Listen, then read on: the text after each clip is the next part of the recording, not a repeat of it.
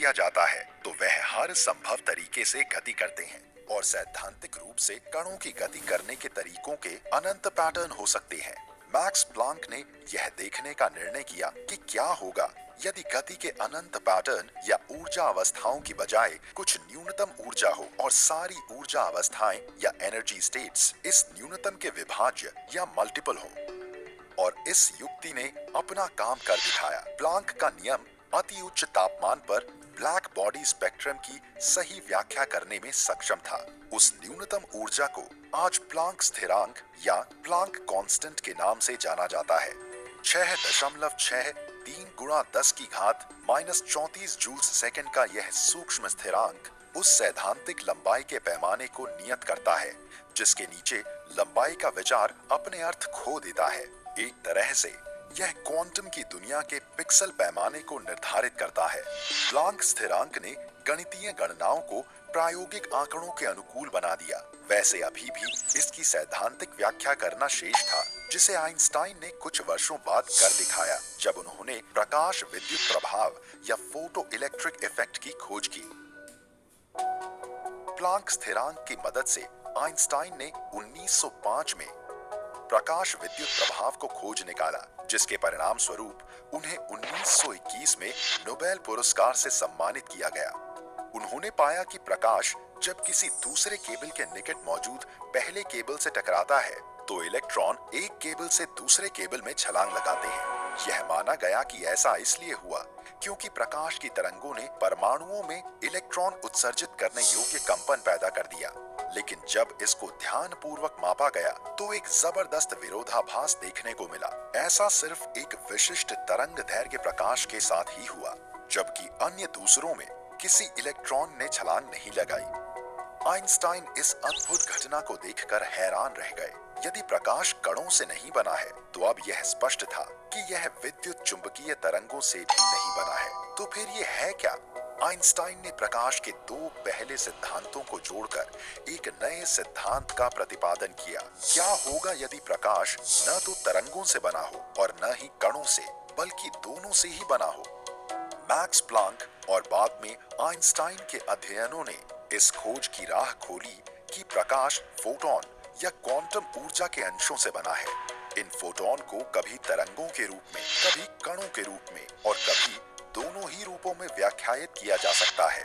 उनके व्यवहार को जो बात निर्धारित करती है वह है उनका अवलोकन किस तरह से किया जाता है। दूसरे शब्दों में क्वांटम स्तर पर देखने वाले के द्वारा ही वास्तविकता का रूप तय होता है। इस घटना को तरंग कण युग्मता या वेव पार्टिकल ड्यूअलिटी कहा जाता है, या दूसरे शब्दों में यह सब एटॉमिक कणों की एक ही समय में दो अवस्थाओं में एक साथ अस्तित्व में रहने की क्षमता है।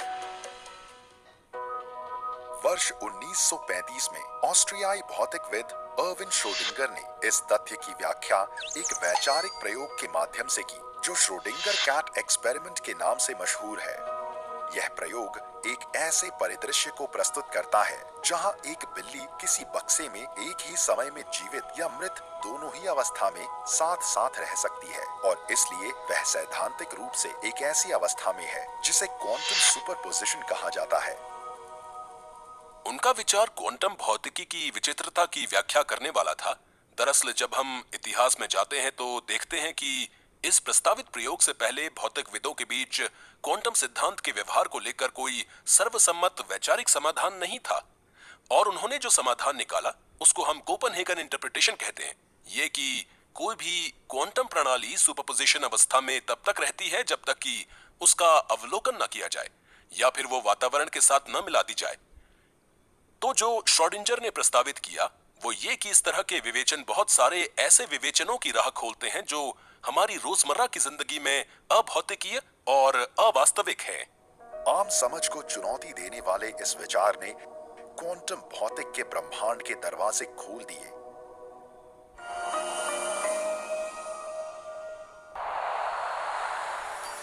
हम सभी इस बात से सहमत हैं कि जिस दुनिया में आज हम रहते हैं वह सिर्फ एक पीढ़ी पहले की दुनिया से काफी अलग है। भविष्यविद रे कर्जवील ने अपने एक निबंध में लिखा कि आज के इंसानों के लिए अपने भविष्य को समझना बेहद मुश्किल हो गया है। उनका तर्क है कि वर्तमान के तकनीकी बदलाव अत्यंत व्यापक हैं और यह कि 21वीं सदी में हम सिर्फ एक शताब्दी के विकास का अनुभव नहीं करेंगे, बल्कि आज की दर से यह 20,000 सालों की प्रगति के समान होगा। और तकनीकी नव प्रवर्तनों के इस दौर में कंप्यूटिंग शक्ति एक बेहद अहम भूमिका निभाएगी। ड्राइवर रहित कारें, रोबोटिक्स, नैनो तकनीक, कृत्रिम बुद्धिमत्ता या एआई और मशीन लर्निंग, सुरक्षित संचार के लिए कूट लेखन या क्रिप्टोग्राफी और विज्ञान एवं तकनीक के कई दूसरे क्षेत्रों में होने वाले नए आविष्कारों के पीछे तीव्रगामी सुपर कंप्यूटरों की ताकत होगी। अपने परिमाणों के नजरिए से बेहद तेज इन अगली पीढ़ी के कंप्यूटर क्वांटम यांत्रिकी की शक्ति से ही संचालित होंगे। ऐसी समस्याएं जिनके लिए कई कई संभावनाओं को तलाशने की जरूरत होती है और फिर सबसे बेहतर विकल्प को पाना होता है। एक क्वांटम कंप्यूटर ऐसी समस्याओं का हल परंपरागत कंप्यूटर से कहीं बेहतर तरीके से कर सकता है। वो इस तथ्य के कारण कि सुपरपोजिशन समानांतर रूप से कई चीजों को तलाशने की गुंजाइश पैदा करती है और आप अपने जवाब तक बहुत जल्द पहुंचते हैं। ये एक बहुत ही एकांगी तस्वीर है और इसलिए संभावनाएं अपार हैं। अब अगला सवाल यह है कि क्वांटम कंप्यूटर काम कैसे करते हैं। परंपरागत कंप्यूटर सूचनाओं को शून्य और एक की बाइनरी डिजिटल श्रृंखला में कूटबद्ध करते हैं।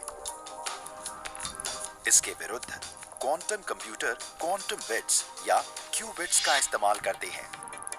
क्यूबिट्स सुपरपोजिशन अवस्था में विद्यमान रहते हैं तब तक जब तक कि इनकी गणना न की जाए। जाहिर है क्यूबिट्स एक ही समय में शून्य और एक दोनों ही हो सकते हैं, बिल्कुल श्रोडिंगर के वैचारिक प्रयोग वाली बिल्ली की तरह है, जो तब तक जीवित या मृत दोनों ही हो सकती है जब तक कि उसका अवलोकन न किया जाए। उदाहरण के लिए मान लेते हैं कि आप एक चक्रव्यूह से बाहर निकलने का रास्ता तलाश रहे हैं। आप हर संभव रास्ते को एक एक करके अलग करते चलेंगे तब तक जब तक कि आप वो रास्ता नहीं ढूंढ लेंगे जो आपको बाहर निकालेगा। इसके उलट क्वांटम कंप्यूटर सारे बाहर निकलने के रास्तों को एक साथ ही जांच लेगा और फौरन सही विकल्प प्रस्तुत कर देगा। आइए इस बिट के विचार को आगे बढ़ाते हैं। अगर आप 2 बिट्स लेते हैं तो उसमें 4 संभावनाएं हैं, 0001, 1011। ये 1, 2 और 3 डेसिबल नंबर हैं जिन्हें बाइनरी में लिखा गया है। लेकिन एक 2 बिट वाली प्रणाली, क्लासिकल 2 बिट प्रणाली, इन 4 संभावनाओं में से एक को ही संग्रहित कर सकती है, जबकि एक 2 क्यूबिट क्वांटम सिस्टम सुपरपोजिशन के कारण इन सभी चारों संभावनाओं को संग्रहित करने में समर्थ होगा।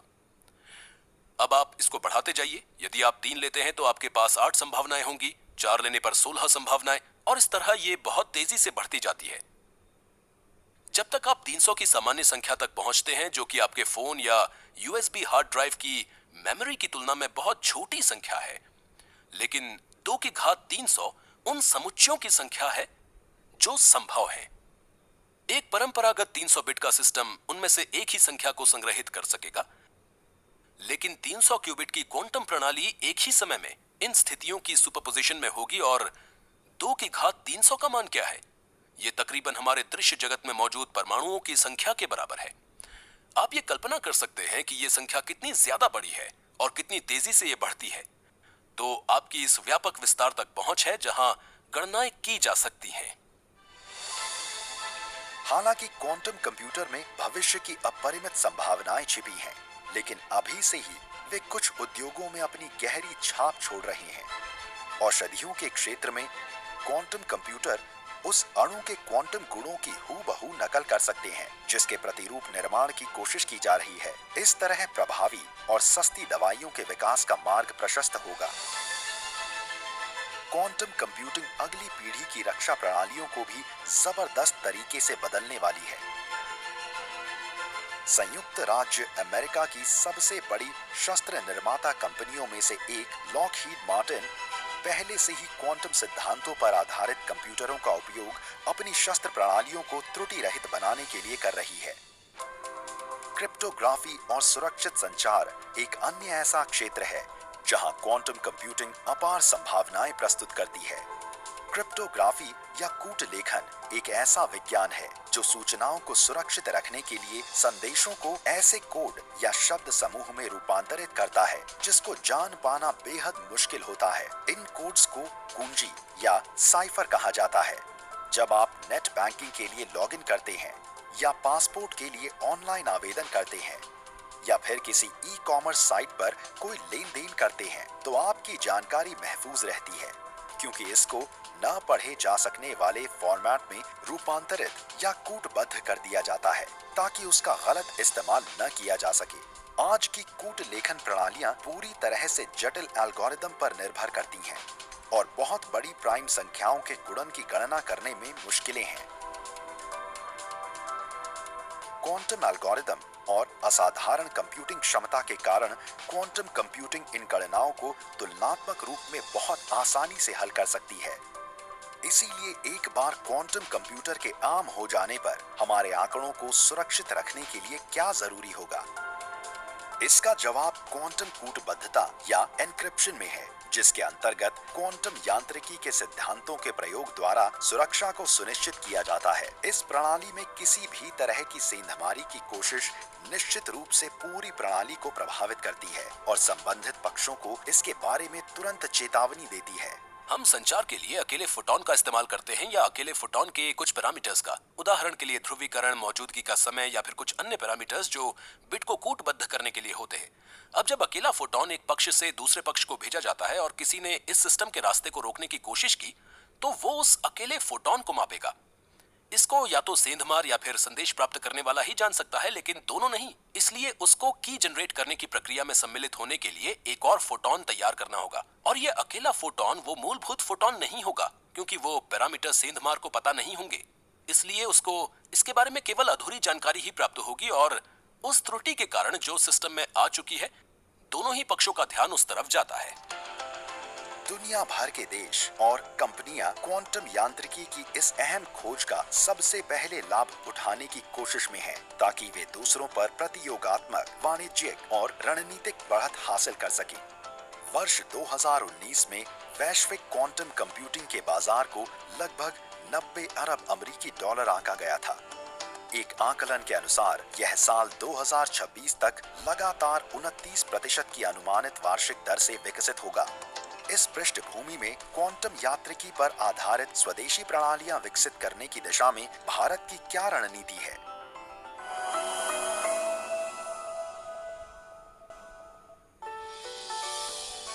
भारत का क्वांटम मिशन पिछले कुछ वर्षों में दृढ़ता से विकसित हो रहा है। इसके अंतर्गत देश में उपलब्ध विशेषज्ञता और सुविधाओं को तेजी से बढ़ाकर क्वांटम यांत्रिकी के सैद्धांतिक पहलुओं को प्रायोगिक परियोजनाओं में समाहित किया जा रहा है। क्वांटम तकनीक के सबसे अहम अनुप्रयोगों में से एक होगा प्रकृति का मॉडल बनाना, क्योंकि प्रकृति क्वांटम भौतिकी के नियमों पर काम करती है और संभावनाएं अनंत हैं। मैं कुछ उदाहरण देता हूं। आप एक नई दवा डिजाइन कर रहे हैं। दवा कुछ अणुओं से बनी है। एक अणु कुछ परमाणुओं से बना है और परमाणु क्वांटम भौतिकी के नियमों के अनुरूप व्यवहार करता है।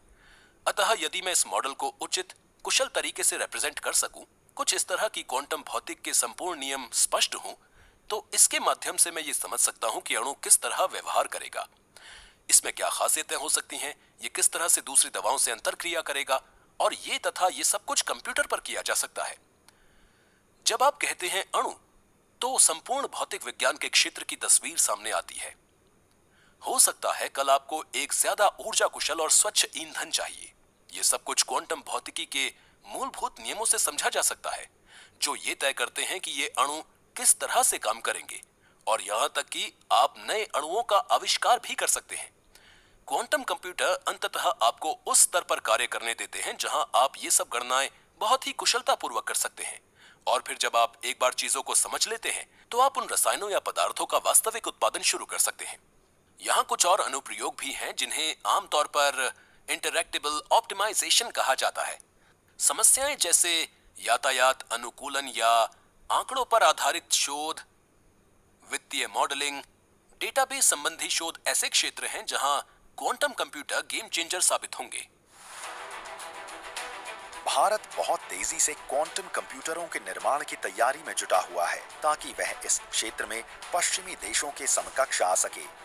साल 2019 में विज्ञान एवं प्रौद्योगिकी विभाग ने quantum enabled science and technology या क्वेस्ट की स्थापना की, जिसका उद्देश्य क्वांटम विज्ञान और तकनीकी के क्षेत्र में शोध को बढ़ावा देने वाले इंफ्रास्ट्रक्चर में निवेश करना है।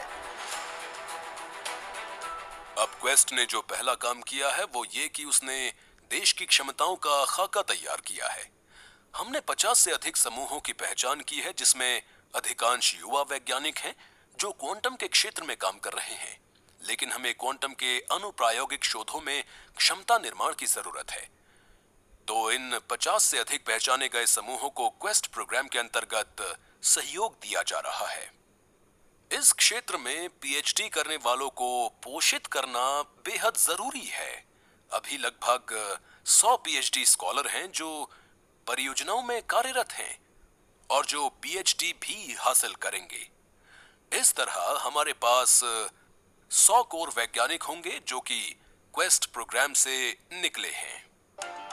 अगले 10 वर्षों में ऐसे क्वांटम कंप्यूटर और संचार प्रणालियों के निर्माण की तकनीकी दक्षता हासिल करना है जिनकी तुलना विश्व में सर्वश्रेष्ठ से की जा सके।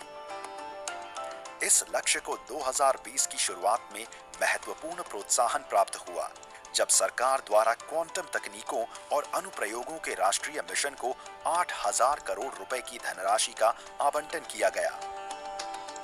Quantum technology is opening up new frontiers in computing, communications, cybersecurity with widespread applications.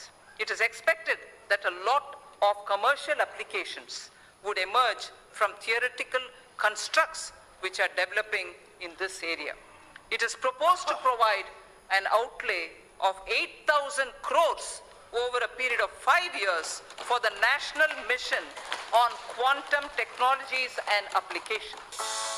इस फंडिंग के प्रोत्साहन से यह सुनिश्चित होगा कि भारत भी विज्ञान एवं प्रौद्योगिकी विभाग के तत्वाधान में क्वांटम तकनीकी की दुनिया में अपना अहम योगदान दे सकेगा। यह मिशन अगली पीढ़ी के दक्ष मानव संसाधनों को तैयार करने, अनुप्रायोगिक शोध को बढ़ावा देने के साथ उद्यमिता को प्रोत्साहित करने तथा स्टार्टअप इकोसिस्टम के विकास में भी मददगार होगा। वो प्रणाली जो ज्ञान का सृजन करती है, जो प्रासंगिक है, जो निपुण है, जो गुणवत्ता के साथ है, और उस सिस्टम को उद्योगों के साथ काम करना होगा। इसको सरकार के साथ काम करना होगा।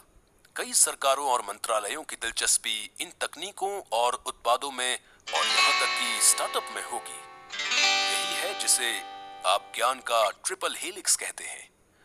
हम इसे पूरी तरह लागू करेंगे और उस पूरे लचीलेपन के साथ जिसकी वैज्ञानिक कार्यों को जरूरत होती है। ये विशिष्ट क्षेत्र है, एक उभरता हुआ क्षेत्र, बेहद संभावनाओं वाला। इसलिए इसमें स्टार्टअप्स के लिए व्यापक अवसर हैं और हम युवा उद्यमियों पर जोर दे रहे हैं कि वे आएं और इस विचार को लेकर उसको आगे बढ़ाएं और यूनिकॉर्न बने।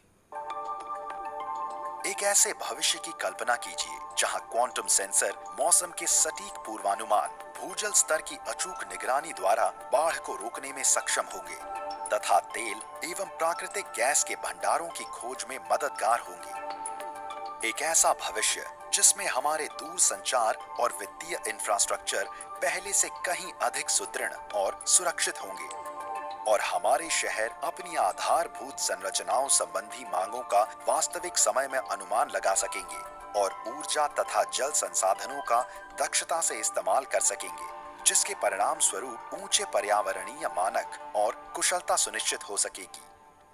क्वांटम कंप्यूटिंग से संभावनाएं बेहद व्यापक हैं और इसकी रणनीतिक महत्ता भी है और ये इसे बहुत महत्वपूर्ण बनाता है। इतना कि हमें ये अभी करना है और हमें ये बहुत तेजी से करना है, क्योंकि जितना हम इंतजार करेंगे उतना ही पीछे हो जाएंगे। मैं उम्मीद कर रहा हूं कि 10 से 15 साल हैं जब देशों द्वारा क्वांटम आधारित संचार और कंप्यूटिंग को अपनाया जाएगा। भारत के पास काफी अच्छे अवसर हैं, प्रतिभा, इंफ्रास्ट्रक्चर और अनुप्रयोग सभी के नजरिए से। जैसा कि हम जानते हैं कि भारत सरकार का डिजिटल इंडिया अभियान है, जहां प्रत्येक कार्य डिजिटली किया जा रहा है। फिलहाल ये परंपरागत क्रिप्टोग्राफी के द्वारा हो रहा है। जब इन कोडों को तोड़ने वाले शक्तिशाली सिस्टम हो जाएंगे, तब हमें क्वांटम सुरक्षा पर निर्भर होने की जरूरत पड़ेगी, जैसे कि क्वांटम की डिस्ट्रीब्यूशन। मैं बहुत आशावान हूं और मैं उम्मीद करता हूं कि ये प्रतियोगी रहकर भारत का, हमारे समाज का, हमारे उद्योगों का मान बढ़ाएगी। क्वांटम क्रांति के नेतृत्व में अंतहीन संभावनाओं के द्वार खुले हैं। विभिन्न समस्याओं के हल खोजने से लेकर मानवीय चेतना पटल के रहस्यों को सुलझाने तक और यहाँ तक कि बहुआयामी अपेक्षाओं को सच करने की राह खोलने तक, क्वांटम यांत्रिकी वह कुंजी है जो इस ब्रह्मांड में हमारे अस्तित्व को निर्धारित करती है। हमारा अतीत, वर्तमान और भविष्य, क्योंकि अंततः हम सभी कुछ नहीं बल्कि परमाणु हैं।